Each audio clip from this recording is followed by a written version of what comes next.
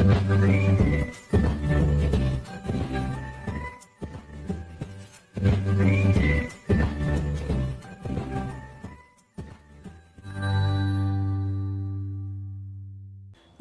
বন্ধুরা, লিপিস কিচেনে সবাইকে স্বাগত। আজকের রেসিপি হাঁসের মাংস। হাঁসের মাংস তৈরি করার জন্য এখানে বাজার থেকে কিন্তু একটা 1200 গ্রামের হাঁস ওজন করে সেইখান থেকে মাংস কেটে নিয়ে প্রায় নিট মাংস 800 গ্রাম মতো এখানে দাঁড়িয়েছে। তো মাংসটা দেখুন স্কিন সমেতই এখানে রাখা হয়েছে। স্কিন সমেত রান্না করলে শীতকালে কিন্তু এই হাঁসা থেকে প্রচুর তেল বেরোয়, যার জন্যে মাংস রান্না করার সময় কিন্তু খুব বেশি তেল ব্যবহার করতে হয় না। তাহলে চলুন আমরা কিভাবে মাংসটা রান্না করি দেখে নেওয়া যাক। মাংসটা রান্না করার জন্য গ্যাসের মধ্যে আমি একটা কড়াই বসিয়ে দিয়েছি। এবারে এখানে আমি সর্ষের তেল দিয়ে দেবো। এখানে যেহেতু হাঁসের মাংস খুব তেলুক, তার জন্য এখানে আমি সর্ষের তেলটা খুব কম করেই ব্যবহার করব, কারণ মাংসটা থেকে প্রচুর পরিমাণে তেল বেরোবে। সর্ষের তেলটা গরম হয়ে গেছে, এবারে আমি ফোড়নটা দিয়ে দেবো। প্রথমেই দিয়ে দেবো তেজপাতা, তারপরে দিয়ে দেবো গোটা গরম মশলা, আর দিয়ে দেবো একটুখানি শুকনো লঙ্কা। তেলে ফোড়ন দেওয়ার সময় এলাচটা আর শুকনো লঙ্কাটা ভালো করে ফাটিয়ে দিতে হবে। এবারে আমি দিয়ে দেবো কুচনো পেঁয়াজ। এখানে আমি 800 গ্রাম মাংস রান্না করার জন্য আমি এখানে 200 গ্রাম মতো পেঁয়াজ নিয়ে নিয়েছি। আমি বড় সাইজে 3টে পেঁয়াজ এখানে আমি ব্যবহার করেছি। যেমন একটা পেঁয়াজ আমি তেলের মধ্যে একটুখানি ঝিরিঝিরি করে কেটে দিয়ে দিয়েছি।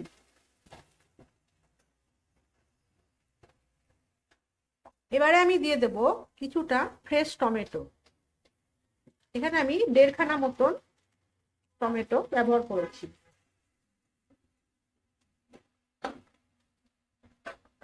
মাংসের জন্য যে নুনটা প্রয়োজন সেটা আমি এখনই দিয়ে দেব।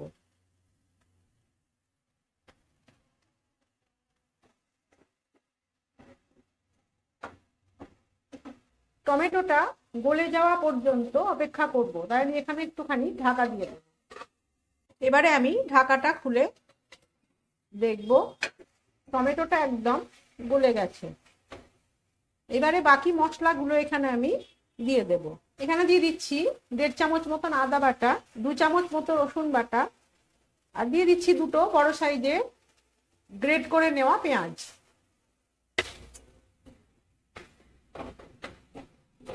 হাঁসের মাংসে মশলাটা কিন্তু একটু বেশি দিতে হয়।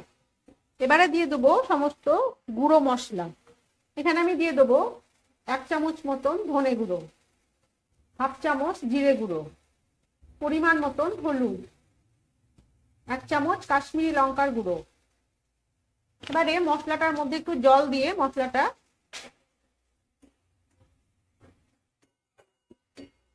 তেল ছাড়া অবধি কষিয়ে নেব। মশলাটা আমার বেশ খানিকক্ষণ কষানো হয়ে গেছে, মশলার থেকে তেল ছেড়ে এসেছে। এবারে আমি মাংসটা দিয়ে দেব।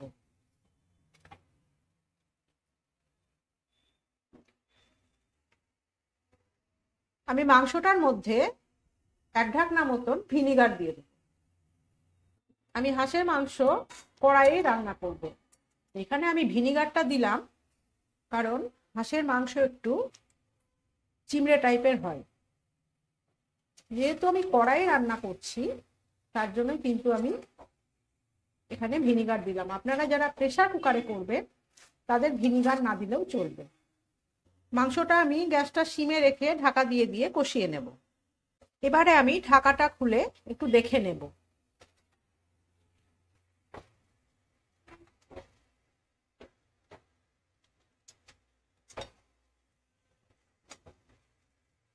এখানে আমি একটুখানি ফুটন্ত গরম জল দিয়ে দেবো,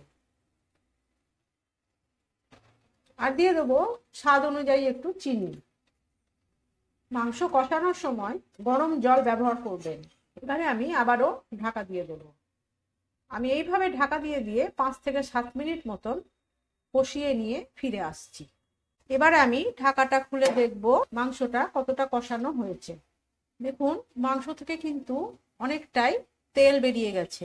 এবারে আমি এখানে দিয়ে দেবো 1 চামচ মতন মিট মশলা।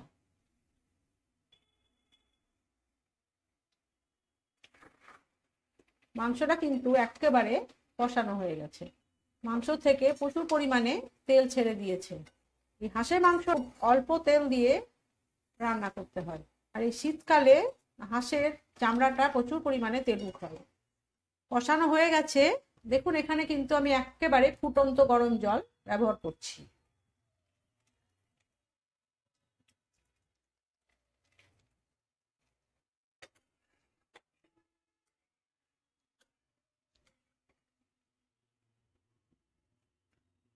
এবারে মাংসটা আমি ঢাকা দিয়ে গ্যাস সিম করে 15 মিনিট মতন রান্না করে নিয়ে ফিরে আসছি। আমি 15 থেকে 20 মিনিটের মধ্যে ফিরে এসেছি। এবারে আমি ঢাকাটা খুলে দেখব। দেখুন মাংসটা থেকে কিরকম তেল ছেড়ে দিয়েছে, প্রচুর পরিমাণে তেল বেরিয়ে গেছে। মাংসটা কিন্তু একেবারেই সেদ্ধ হয়ে গেছে। এবারে আমি গ্যাসটা বন্ধ করে দেবো। এখানে বাটা গরম মশলা আমি ব্যবহার করছি, আপনারা চাইলে গুঁড়ো গরম মশলাও দিতে পারেন। বাটা গরম মশলা দিলে মাংসের টেস্টটা কিন্তু একটু অন্যরকম হয়, খেতে ভীষণ সুন্দর লাগে। মাংসটা আমি এবারে ঢাকা দিয়ে 5 মিনিট মতন রেস্টে রেখে দেবো। তারপরে আমি সার্ভ করে নিয়ে ফিরে এসে আপনাদের দেখাচ্ছি। আমি 5 মিনিট রেস্টে রেখে মাংসটা সার্ভ করে নিয়ে ফিরে এসেছি। এই হাঁসের মাংস আপনারা শীতকালে খান, ভীষণ সুন্দর খেতে এবং প্রচণ্ড পরিমাণে তেলুক। যে প্রসেসে আমি রান্না করলাম ঠিক সেই প্রসেসেই বাড়িতে আপনারা হাঁসের মাংস রান্না করে একবার খেয়ে দেখুন। এটা গরম গরম ভাত, রুটি, পরোটা, তাছাড়াও রাইসের যে কোনো প্রিপারেশনের সঙ্গে আপনারা এটা খেতে পারেন, ভীষণ সুন্দর লাগবে খেতে। যদি ভালো লাগে রেসিপিটা তাহলে আমাকে কিন্তু কমেন্ট করে জানাতে ভুলবেন না। চ্যানেলটিকে লাইক করুন, শেয়ার করুন, সাবস্ক্রাইব করে পাশে থাকা বেল আইকনটি প্রেস করে রাখুন।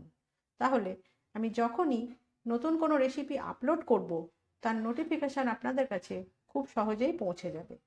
আজ তাহলে আসি, দেখা হচ্ছে নতুন কোনো পর্বে। সবাই ভালো থাকুন, সুস্থ থাকুন, নমস্কার।